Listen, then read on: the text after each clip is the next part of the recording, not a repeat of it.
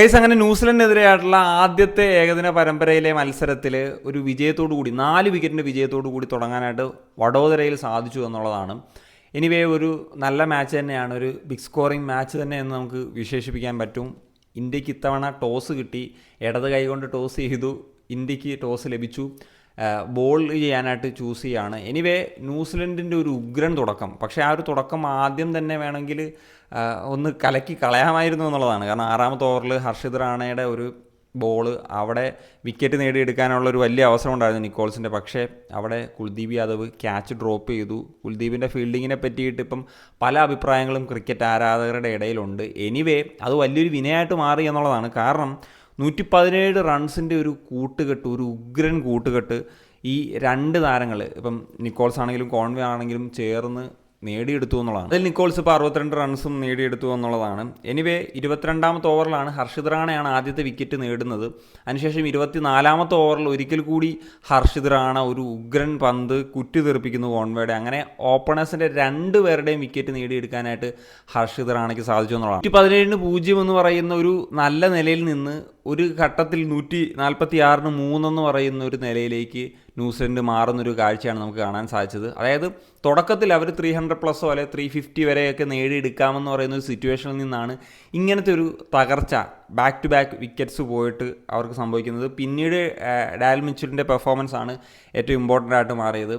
അദ്ദേഹം അവസാനമൊക്കെ അടിച്ച് ആണ് സത്യം പറഞ്ഞു കഴിഞ്ഞാൽ ഈ ഒരു സ്കോറിലേക്ക് 300 എന്ന് പറയുന്ന സ്കോറിലേക്കൊക്കെ എത്തിക്കാനായിട്ട് ഒരു ഫാക്ടറായിട്ട് മാറിയത്.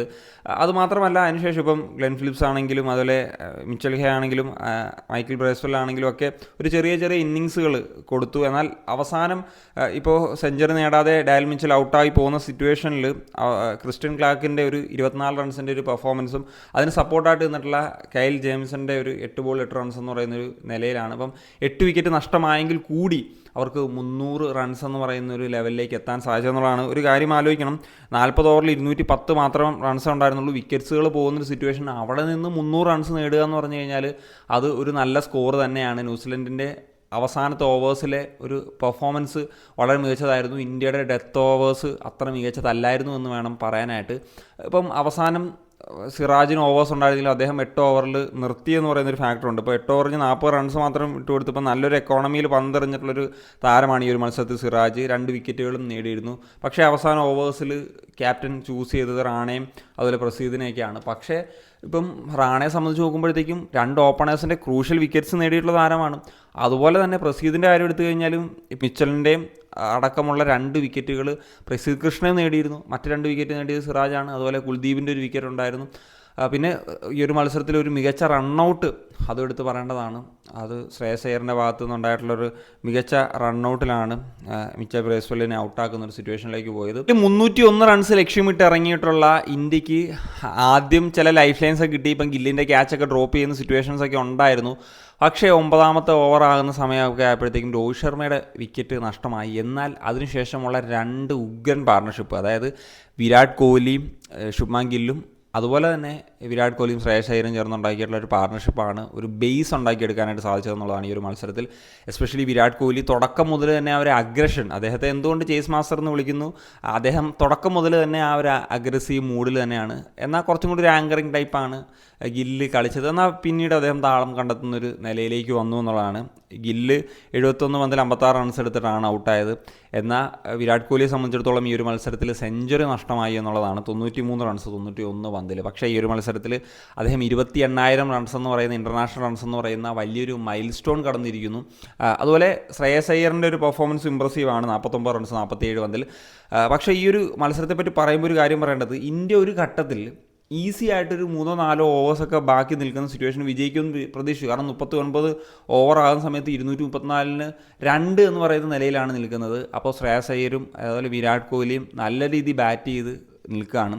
ആ ഒരു സിറ്റുവേഷനിൽ ആ ഒരു 2 ഓവേഴ്സിൽ തുടരെ വിക്കറ്റുകൾ പോയി. ആദ്യം വിരാട് കോഹ്ലി പോയി, പിന്നീട് വന്നുള്ള ജഡേജ ഔട്ടായി പോയി, പിന്നെ ശ്രേയസ് അയ്യരും ഔട്ടായി പോകുന്നൊരു സിറ്റുവേഷനിലേക്ക് വന്നു. അത് ഇന്ത്യയെ സംബന്ധിച്ചിടത്തോളം കാര്യങ്ങളൊന്ന് കൈവിട്ടു പോകുന്നൊരു സിറ്റുവേഷനിലേക്ക് പോയി. കാരണം ബാക്ക് ടു ബാക്ക് വിക്കറ്റ്സുകൾ പോയി. 134 എന്ന നിലയിൽ നിന്ന് 242-5 എന്ന് പറയുന്നൊരു നിലയിലേക്ക് പോയി. പിന്നെ ഒരു ഘട്ടം കഴിഞ്ഞപ്പോഴത്തേക്കും 6 മുകളിലായി റൺ റേറ്റ് വേണ്ടെന്ന് പറയുന്ന സിറ്റുവേഷൻ വന്നു. അപ്പോൾ KL രാഹുലും ഹർഷിത് റാണയാണ്.